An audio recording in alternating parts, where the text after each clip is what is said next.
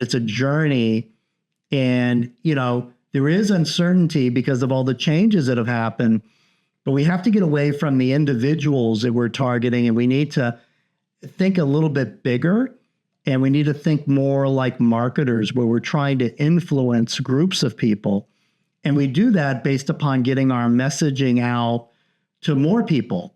And the way to look at that and the way to measure that is to look at those impressions that we put in the marketplace every single day. That's really the key. That's really what we do is marketers. Welcome to the Clear Brand Marketing Podcast, where we take the mystery out of marketing and help you get more leads and sales with a clear brand and proven marketing tactics. I'm your host, Alexander. And today I'm talking with Jeff Greenfield. He is an entrepreneur, advisor, and disruptor with 3 decades of strategy, growth, and marketing leadership. Jeff is currently building the next generation of AI-driven attribution as the co-founder and CEO of Provalytics, which is a cookieless attribution and measurement solution that enables marketers to prove the impact from upper funnel channels like CTV and grow their budgets. Welcome, Jeff. Thank you, Alexander. Excited to be here today to talk about my favorite subject, measurement. Awesome. So it's an interesting thing to get into. So tell me, how did you get started in this? Yeah, that's always people want to know that because it's not very sexy. Mm-hmm. Measurement is like math, and usually most marketers, we tend to repel away from anything that has to do with spreadsheets. And yet, what's funny is that we end up spending most of our time in spreadsheets, more so than most of our friends that are CPAs these days. But I was a marketer, just like most of the people that are listening, and did a bunch of things, did like large scale events and things like that. It was like mid 2000s. I had a client and we were managing their digital ad spend, and the numbers just didn't seem to add up right. But still we were moving along. We were using last click just like everyone else.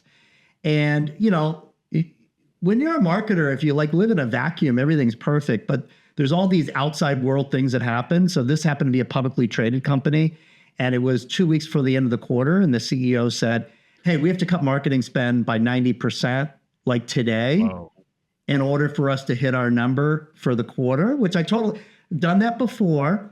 And he's like, "But it can't have an impact on sales." So I'm like, okay, well, what am I going to do? So I looked at the numbers, and based upon last click, the things that weren't really working that well, the things that had the highest ROAS, the lowest ROAS, were things like non-brand paid search and paid social. So 90% cut, I had to cut them, just turn them off, just pause all campaigns. And everything was fine for those 2 weeks. But when we started the first week of the next quarter, new customer sales just plummeted overnight.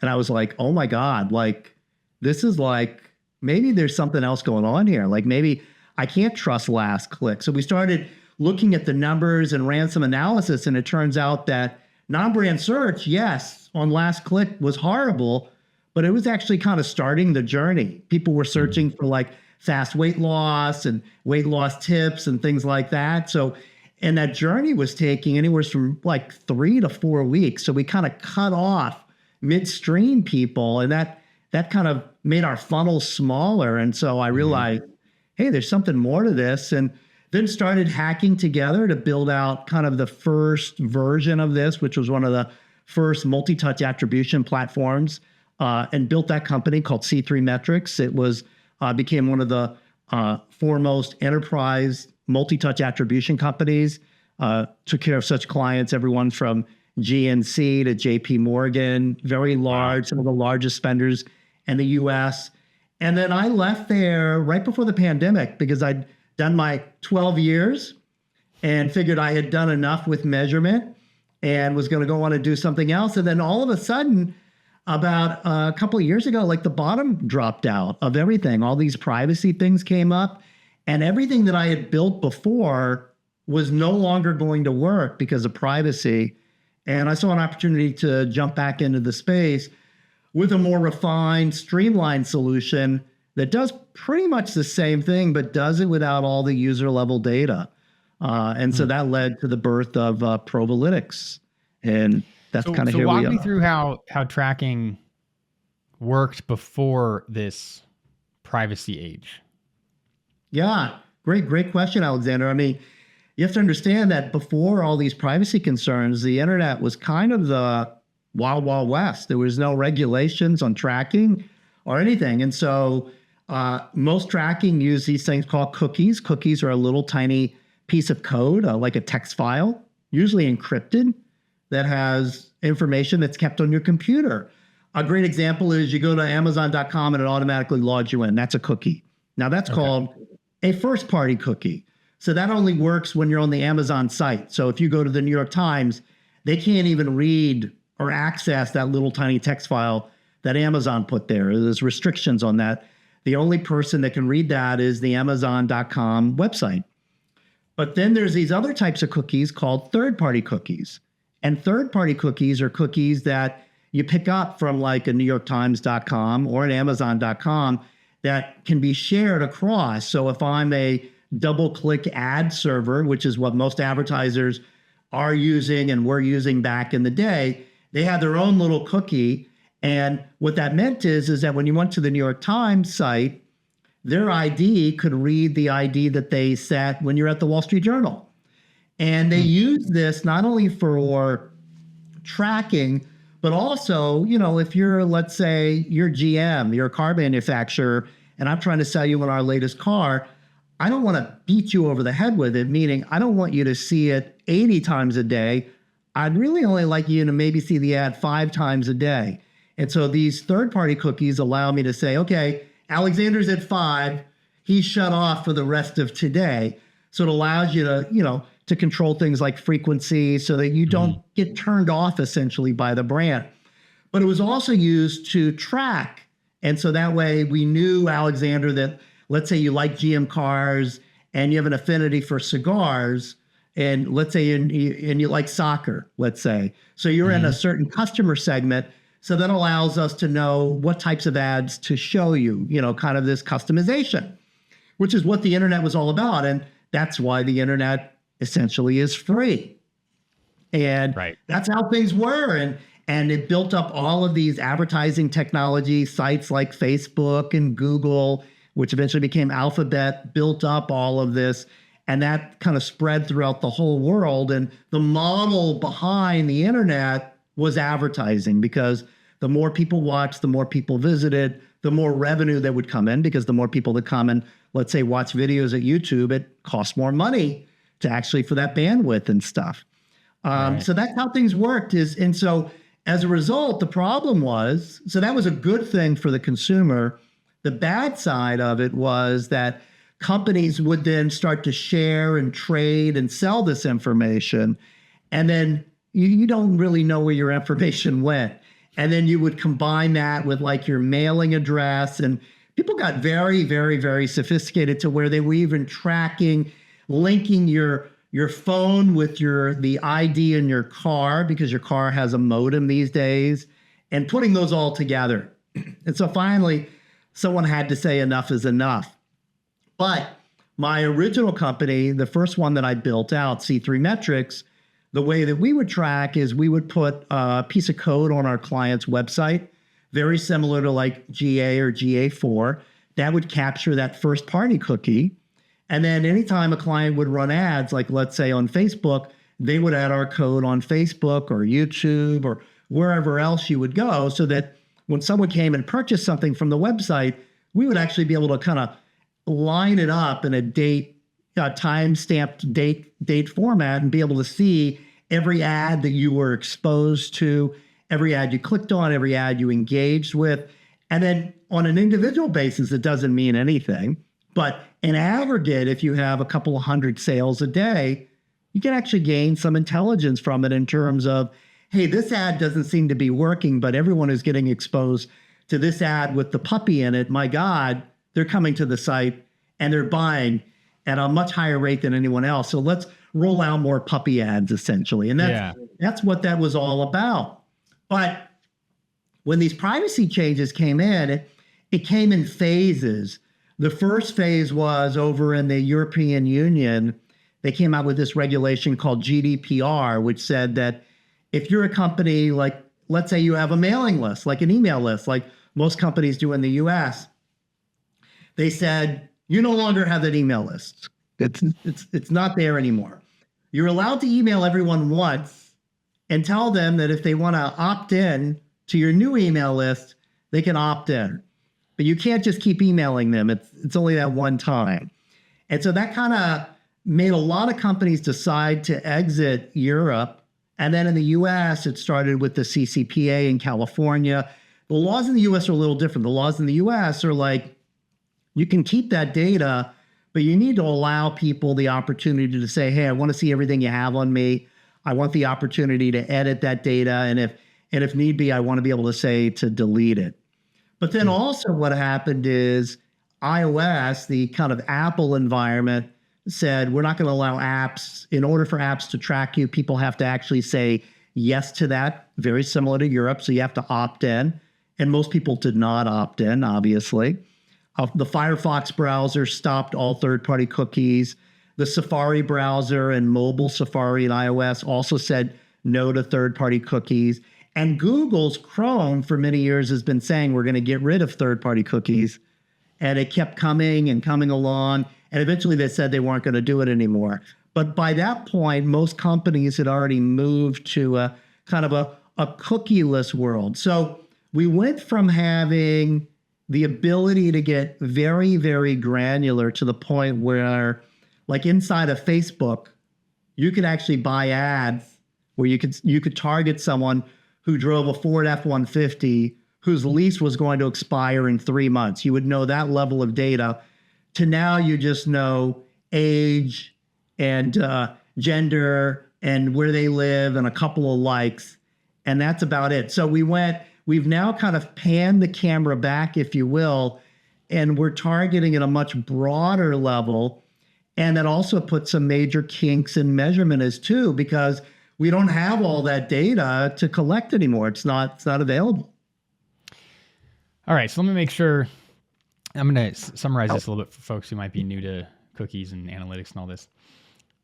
So basically, third-party cookies are if you have Google Analytics on your website or Facebook Pixel, which a lot of folks do, that's going to install, it's going to download this little piece of code that you were talking about to the browser. Then any other website that also has that, Google Analytics code can access that cookie and associate that with you. Is that basically how that works? Well, it used to be that Google Analytics was a third-party cookie. Google Analytics now is a first-party cookie. They switched that over a number of years ago. But essentially, Facebook is a great example of that. Facebook is a third-party cookie. So you're 100% right on with the Facebook example, without a doubt. But in terms of the tracking, they put the cookie on, and any site that has Google Analytics for the Facebook Pixel code can access that and say this is the same person. Is that basically where we're at? Okay. And that's what's gone away. So they can't track you everywhere as easily because we have Safari. I mean, most folks have iPhones these days. And so if they're just using Safari, that takes out a huge percentage of the population that have been tracked. Okay. So I've had a Facebook employee tell me that basically, and this was a year or two ago, but they had said because of these changes, anybody who uses an iPhone is essentially a ghost, is the word that they used. They were like, we don't have any clue what's going on with them, so we're kind of just showing ads to everyone at this point. Even if you put all this targeting information in, he was implying it might not be quite as targeted as you hope. I don't know the implications of that. But so that's tough. That makes advertising very difficult. We go from this high level of targeting, like you were saying with the F-150 that the lease is about to expire, which is insane that these companies would be able to figure that out, to where are we at now? Right. But, it's funny because to most marketers who have only lived in the digital ad space, the fact that you're marketing to a ghost essentially is a terrifying prospect. It's like, my God, my whole career, let's say 20 years, I've been a digital marketer. It's all been about finding the best segments and targets, and that's been the road to success. But the reality is there were brands before there was an internet. Like, for example, BMW, GM, Coca-Cola, Pepsi. These were around long before there was an internet, and all of their ads were either television, print, direct mail, or radio.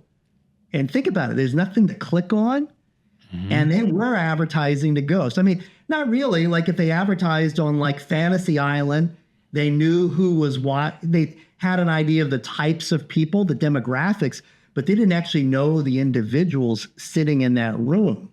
But they were able to build huge, big brands. And the way they were able to do that is they used statistical modeling techniques. Okay.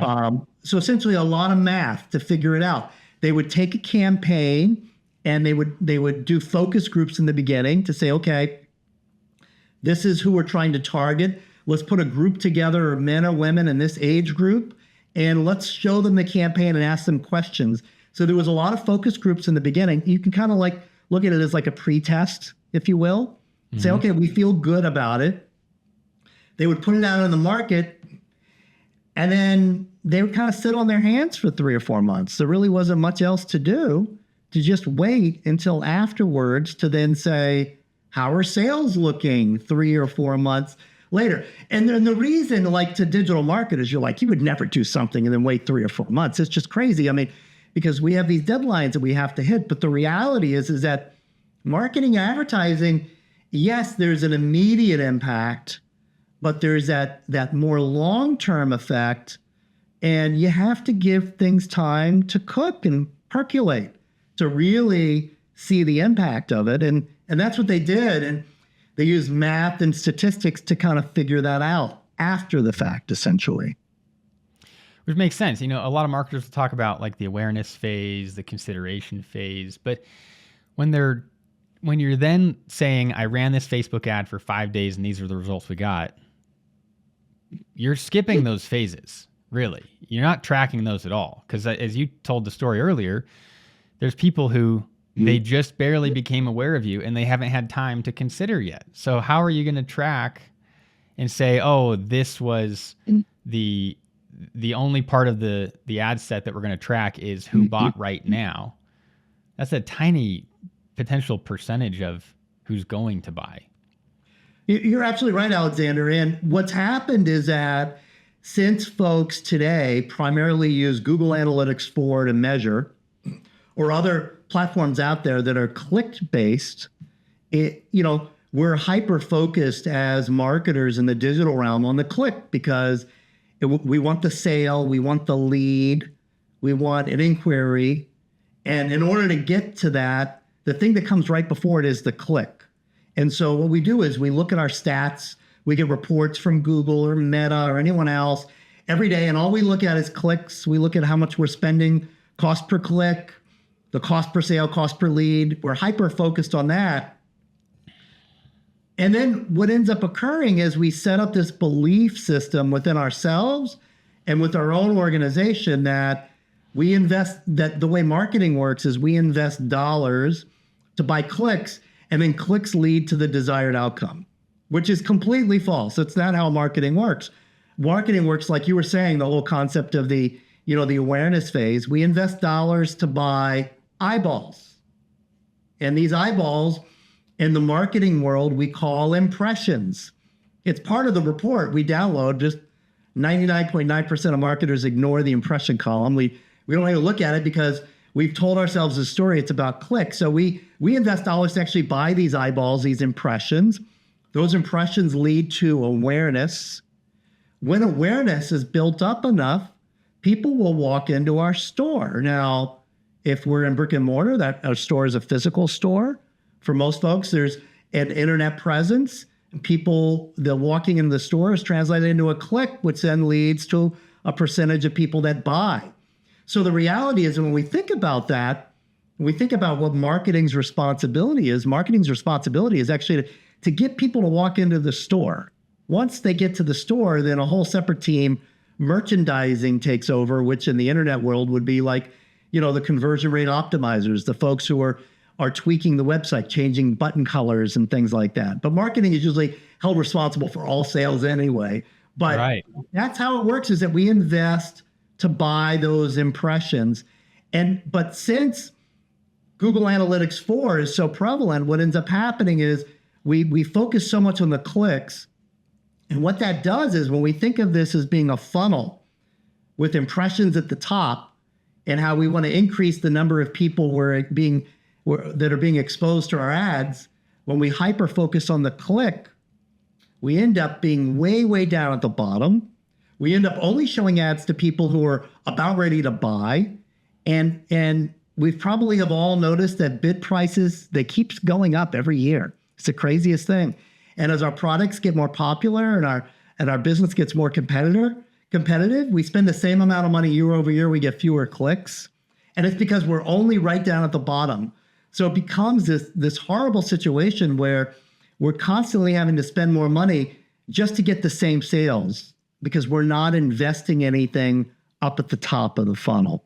And that's the world of the impression, which is a whole different world to live in. It's a much better place to be. That's why we're seeing now a lot of brands like Airbnb. They're now, you've probably seen a lot of their CTV ads on TV.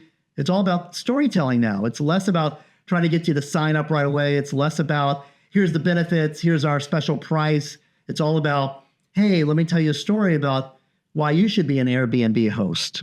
And that's branding, and that's really upper funnel, just trying to fill that awareness and the consideration set so that their funnel is always having more people flow through it. Yeah. So, I mean, the impression piece is huge in marketing, because you go from a 0% chance of being bought, because people don't even know you exist, now to a measurable number, right? It's the 0 to 1 jump. Right. They now know that you exist. They can consider you. But it is hard to track. And I think that a lot of folks want to see the immediate outcome. So how do you recommend going about this tracking? How do we align this with, the impressions level with an outcome? And you see, this is the problem, is that we've also gotten addicted to these real-time analytics, Google Analytics 4. We can see how many people on our website. We want stuff yesterday. And the impression data, we can't get it on a user level. It's not going to be shared with us, because typically we're buying ads in places where it's not available. Like, for example, YouTube, which is part of Google, they're not going to give you user level to say, hey, this is Alexander, these are the ads he saw. And the same thing is true for Meta. You're not going to be able to get that data. And so what we're left with is, we can look at, just like we do in aggregate, at the end of every day, most marketers, there's a Google sheet someplace in the organization that has the date, how much they spent on each platform, how many clicks there were, the total clicks, the cost per click, the cost per sale, cost per lead. And what we recommend is for folks to go to the top of that Google sheet and add a new column right next to the date. And then go into all your reports for the last year. Yeah, I know it's a pain. It's going to be a little bit of work.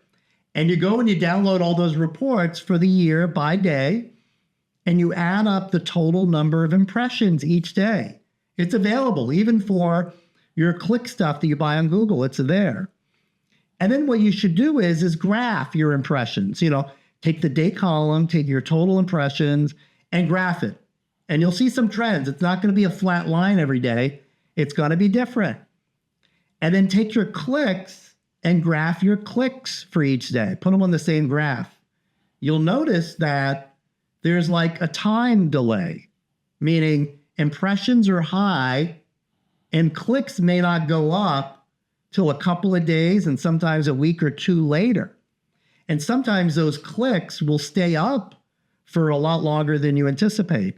Then add to the graph your sales or your leads, and you'll start to understand that there's this delay. And so where you see that there's a lift of impressions and it translated to a lift in clicks and then a lift in sales or leads, You want to go back to that particular day and dig in and see what were the campaigns. Now you want to break it down by campaign. Maybe there was a little bit of gold in there and you find something and say, whoa, I didn't know that this worked because it's not in my Google Analytics. And so what we find is that there's this time to conversion. Like I said earlier, it takes things time to actually cook. And so that's a great DIY approach in order to understand the relationship between how many people you expose, how many people visit your store, and then how many people ultimately purchase or inquire into your services. So this is simple. I love this. So, practically we're going to add that column to the reporting, and then we can kind of reverse engineer essentially. We can look at when did our sales go up, but we're not going to look at what was happening that week only. And it sounds like we're also looking at sales outside. Like if we're talking about measuring our Google Ads results, we're looking at sales outside of what was attributed to Google Ads. Is that part of this? We're going to look at all sales. That's exactly what I'm thinking. Remember, Google only knows what they know. And you see, one of the big issues with attribution is, let's say you had 100 sales in a day and you're running ads on Facebook, you're running ads on Google. Let's say you're doing some retargeting through Criteo. And let's also say you're running a CTV ad as well on like Amazon Prime. Let's go full bore. You're in 4 different places. Nobody knows about anyone else.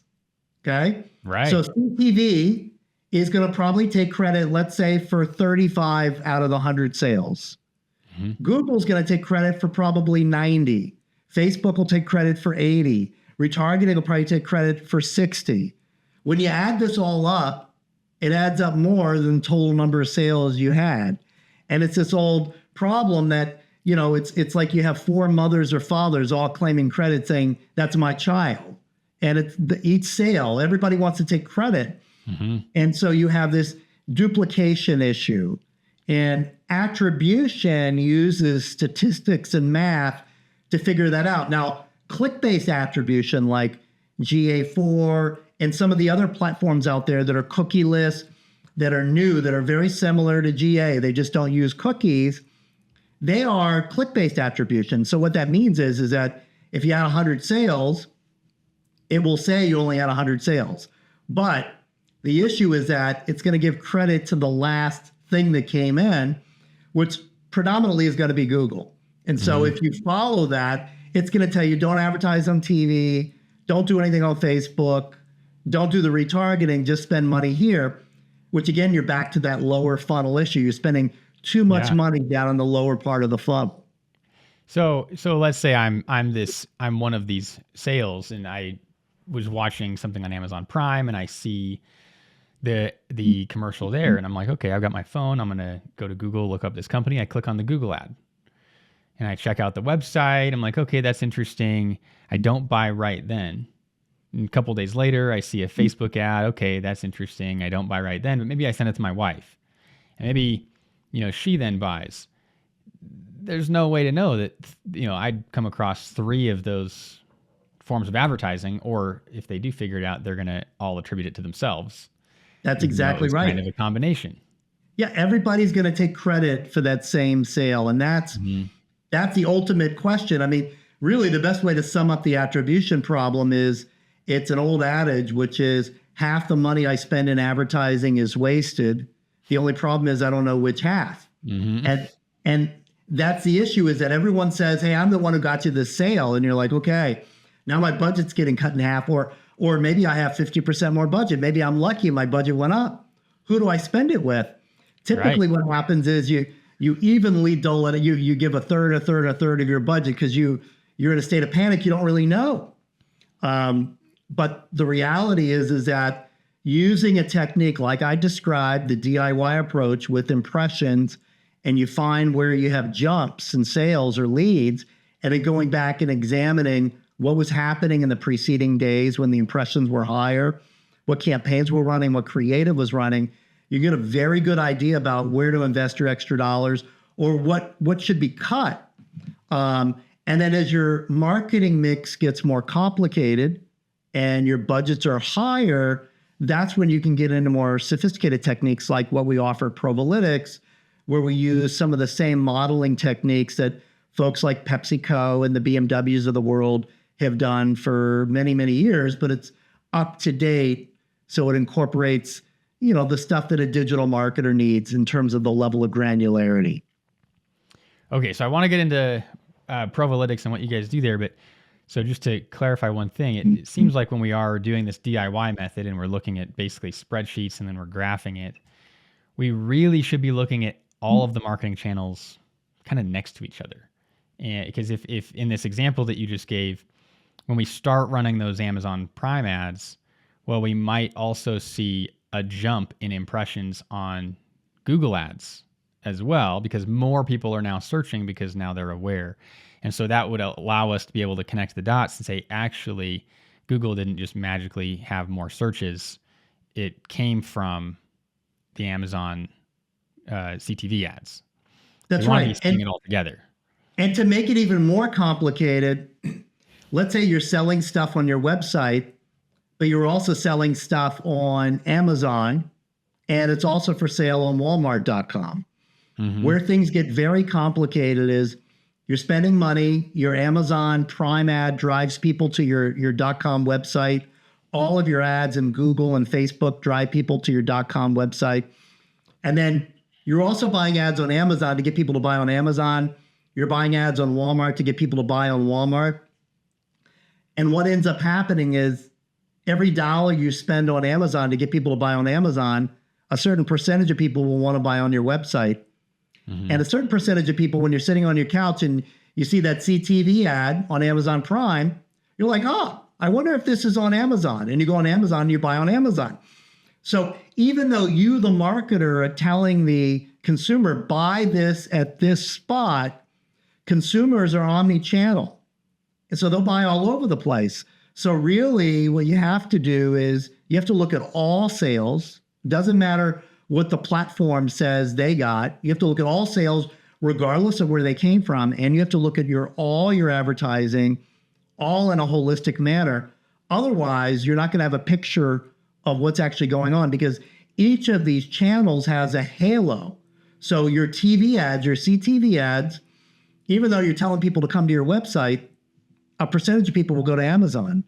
And even though the dollars you're spending on Amazon is telling people, buy on Amazon, you're right on Amazon now, a percentage of people are saying, I wonder if they have a website. And they'll go to the website and buy there. So you holistically is the only way to really evaluate things. And things have really gotten complicated very quickly these days. All right. So what do we do? Well, the thing to do is that problem that I just described, the omni-channel consumer and the omni-channel marketer, the DIY approach will still work.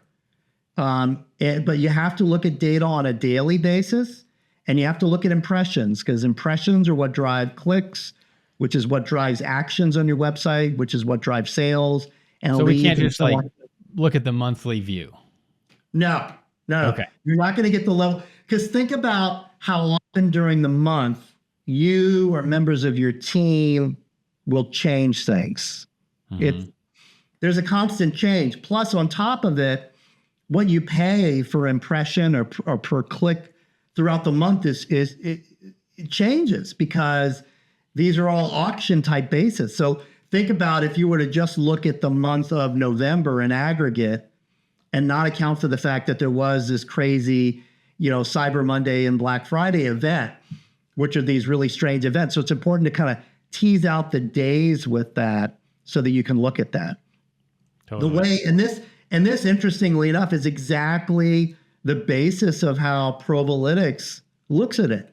We built our modeling approach, which borrows from the past, uses impressions as kind of this centralized metric. It's how we're able to look at channel by channel together. Because if anyone listening has ever advertised on CTV, they'll notice that in their Google Analytics 4, there's no place where CTV shows up because there's nothing for anyone to click on. The same is true for podcast advertising, or how about these new digital out of home, these digital billboards, which are very effective. nobody clicks on anything. It just puts an impression in your brain and then you move on and the action comes later. And so, but impressions are that centralized metric.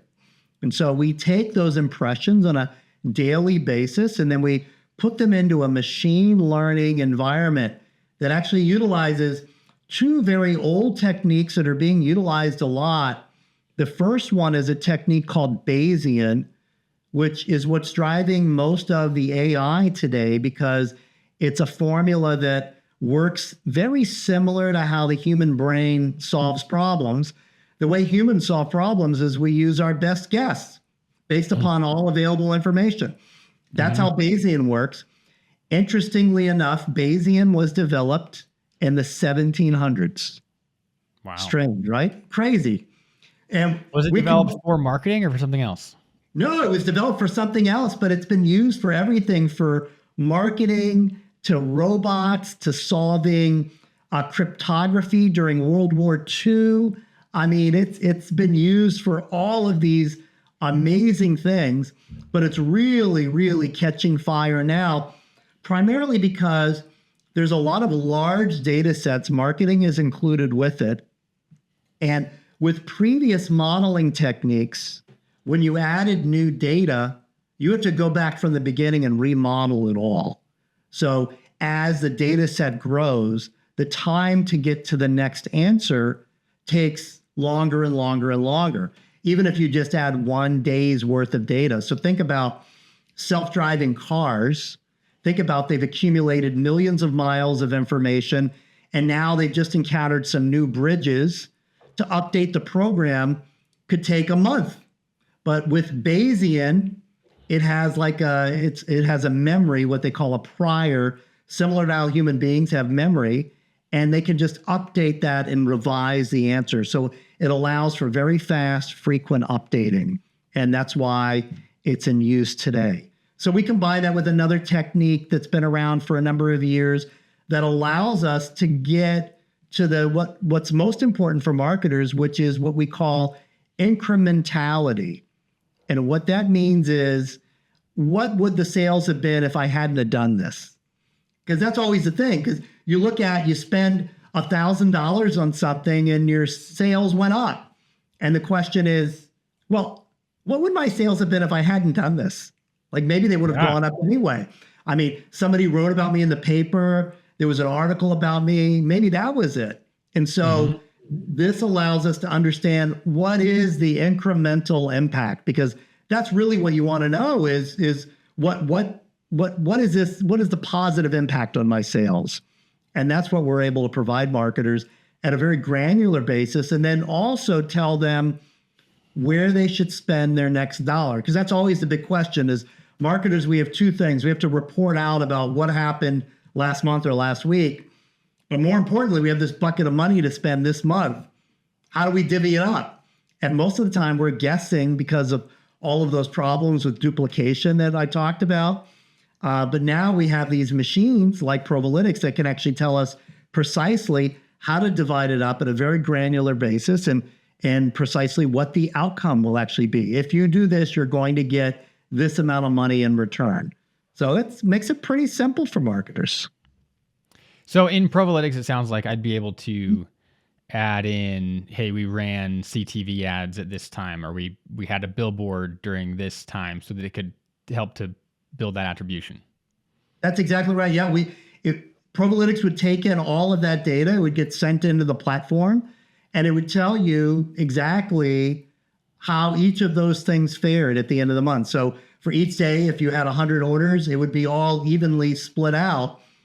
But it wouldn't be that each order would be assigned to a single partner, just like it is in the last click, because attribution is all about attributing the pie, if you will.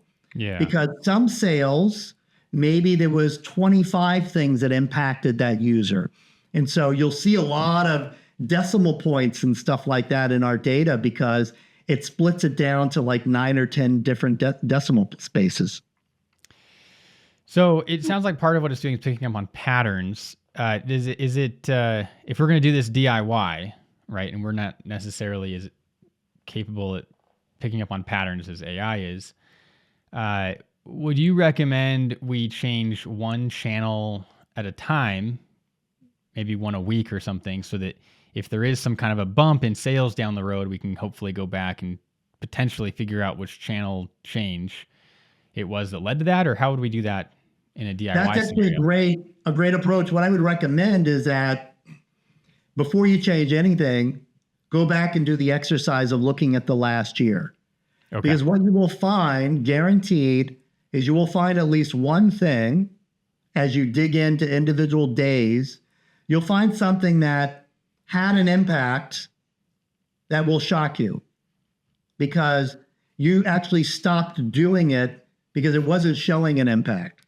And so what I recommend is finding that kind of diamond in the rough and then going back and seeing if you can do it again. Now, sometimes it may have been 9 months ago. Maybe it wasn't, you can't run that segment anymore, or is a specific creative with a specific offer, but find something that's similar to it that you can do again.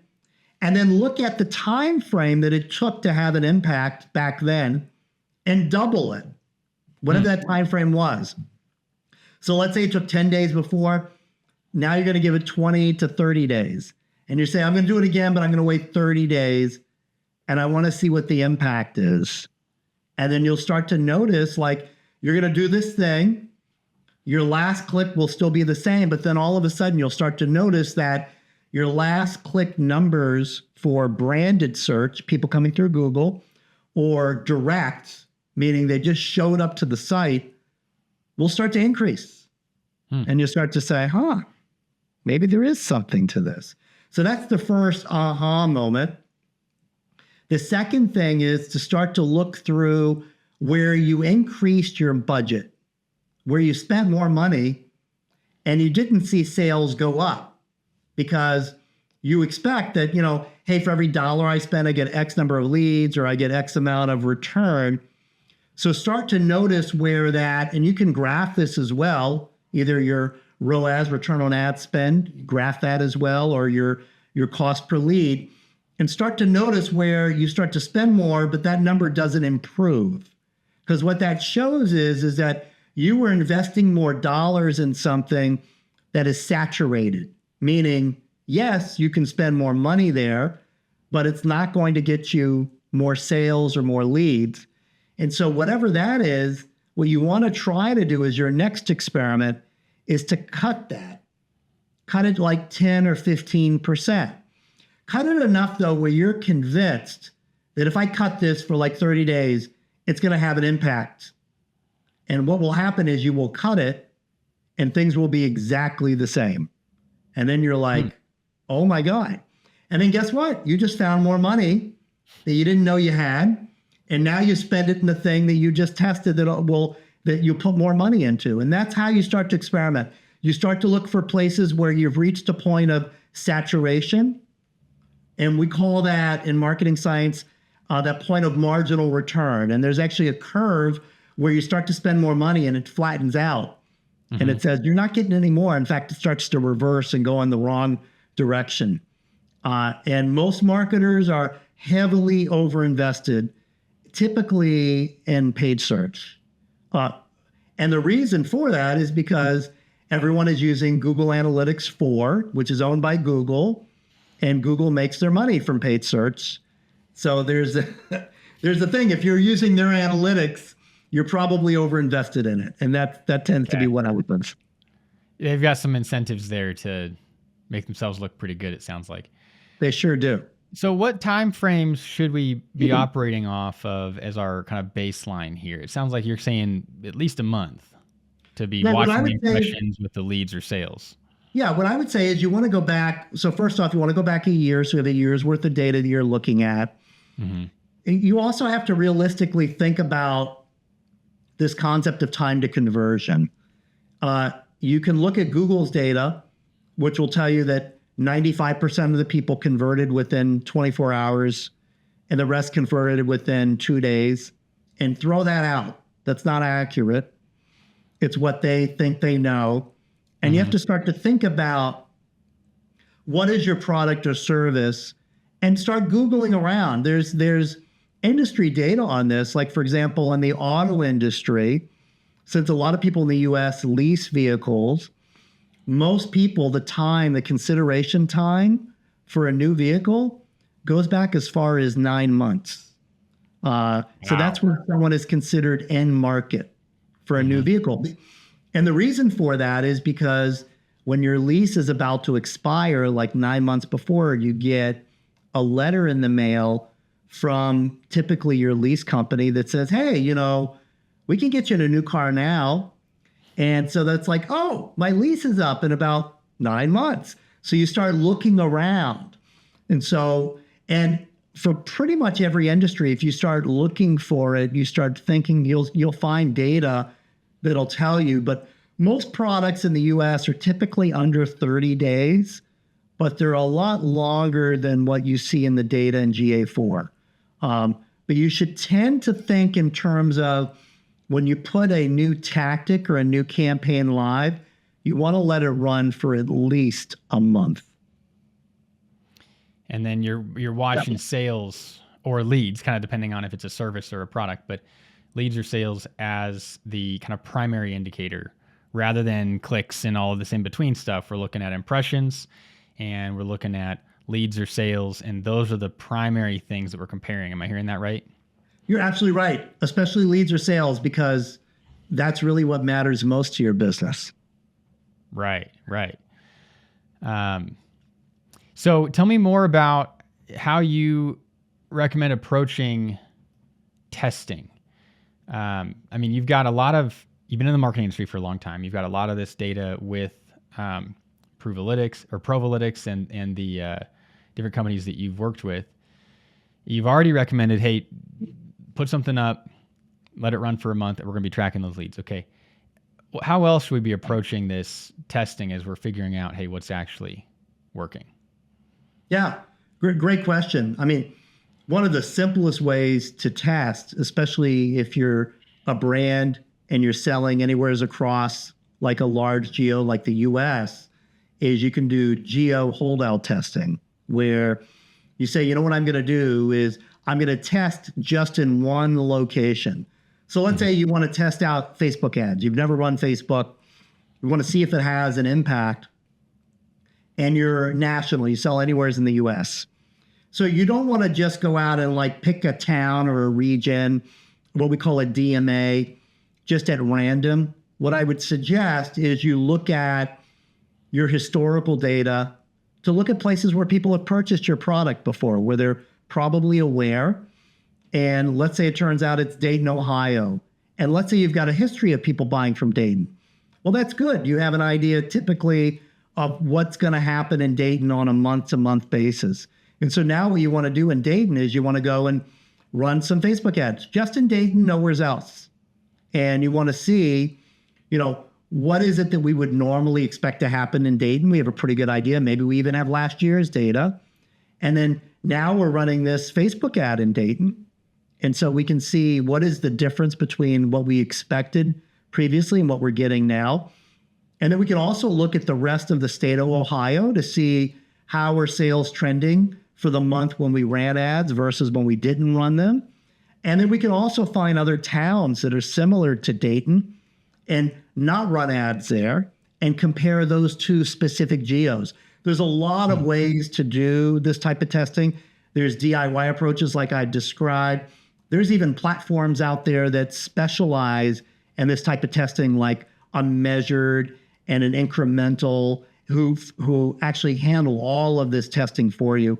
It all depends upon the size and the resources that you have on your team.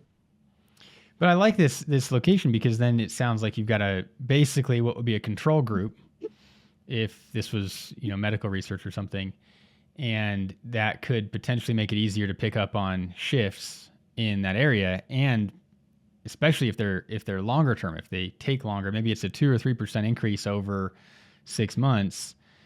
That's going to be difficult if you're doing it everywhere. Right. But if you've got that location that you've got a control group, and then in the comparison group, you might say, well, the control group didn't go up by 2 or 3%. Right.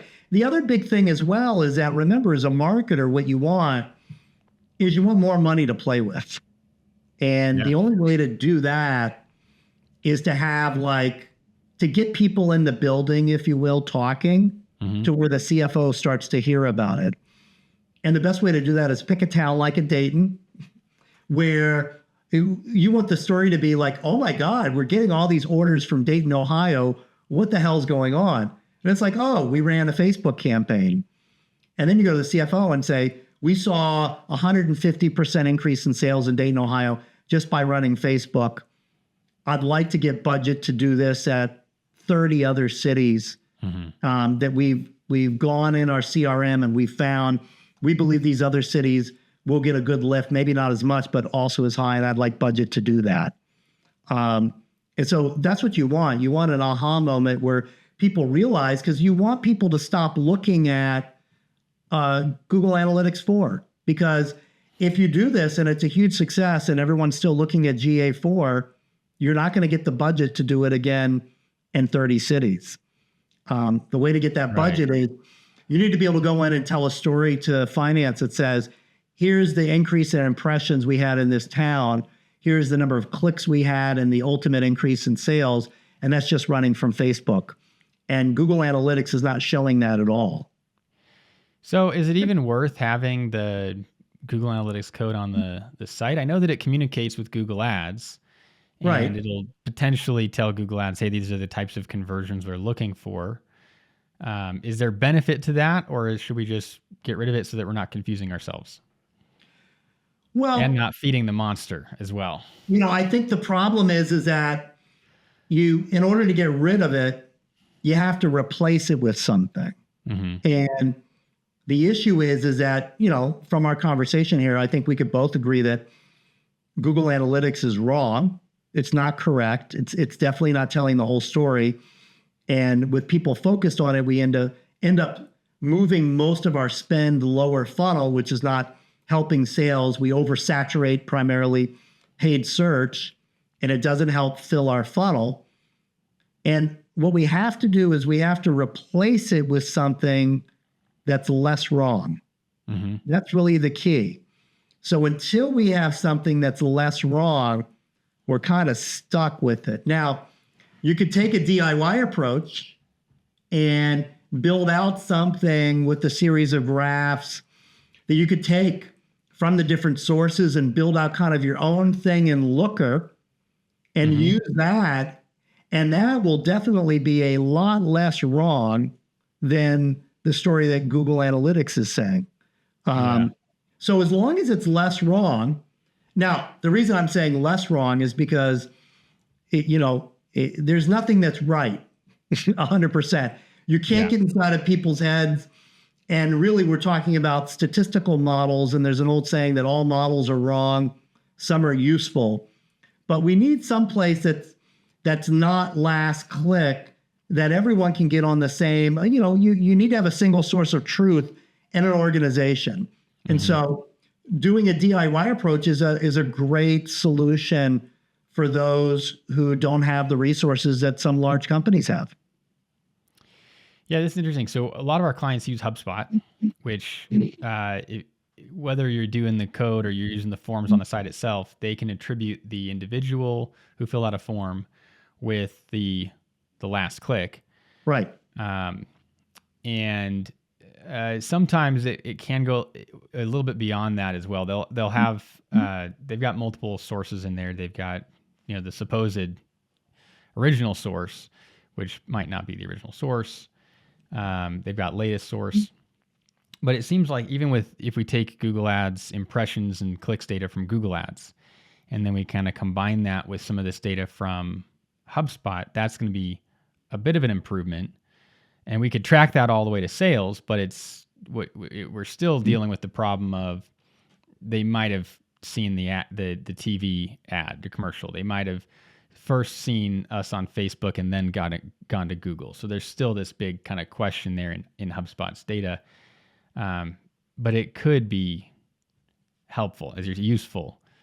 Well, and you pointed to something really important, which is that CRMs like HubSpot and Salesforce, they do have this single pull down for source, which we all interpret as being That's how the customer found us. And the issue with that is that the idea that there's one single source that brought someone in is a fallacy. So should we kind of just ignore that as a We rule? should. We definitely should, because it gives a false sense. The other problem you deal with is that in larger organizations, we have salespeople and you have marketing teams, and a salesperson calls a prospect on the phone and they're interested. That salesperson's going to say, tag that I got this person, and it's going to go to inside sales. Even if the customer said, yeah, I actually talked to some of your team last year at their booth at the so-and-so conference. A salesperson is never going to give credit to something that's not going to credit them. So there's errors in this data all throughout, and everyone knows it, but people love to look at those source reports in HubSpot or CRM, but they're definitely wrong. The key is, can we get something that's less wrong? Yeah. That's really the answer. So here. we need to, really, it sounds like we as marketers just need to be able to hold a bit of this uncertainty while we get used to this difference, as we're working on retraining ourselves to look at impressions and to extend the amount of time that we're watching for results. We're not as concerned with this middle space of this certainty is really what I think is the thing that Google ads and Facebook ads offer us, is this level of certainty. And we need to be able to function without that, retrain ourselves on this. And we're using these kind of mental models and looking for patterns to say, actually, it appears that this thing, even though we're not going to look at that direct link, it does appear that Google ads has an impact. We did this with a client. They wanted to turn off Google ads, and I was like, hey, I want to see what happens to all of your other sources when you turn off Google ads. So let's do it. So we turned off Google ads for a month, and all of the sources decreased a little bit, but Google search went down significantly. And that was a nice little exercise with that client to say, like, hey, everything's interconnected here. Yeah, it is. Because you don't know what goes through the mind of every consumer or every business you're targeting, depending upon what the business you're in.